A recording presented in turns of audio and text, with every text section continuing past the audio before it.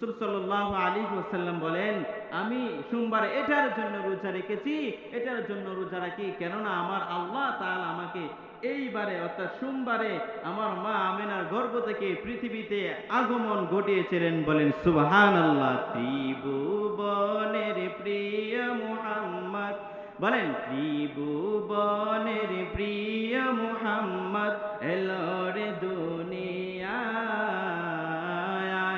রে সাগর আকাশ বাতাস দেখবে যদি, আয় রে সাগর আকাশ বাতাস দেখবে যদি আয়। মারহাবা পড়েন। আল্লাহর হাবিব সাল্লাল্লাহু আলাইহি ওয়াসাল্লাম বলেন, আমি সোমবার এটার জন্য রোজা রাখি কেননা আল্লাহ তাআলা আমাকে এইবারে আমাকে জন্মগ্রহণ করেছিলেন।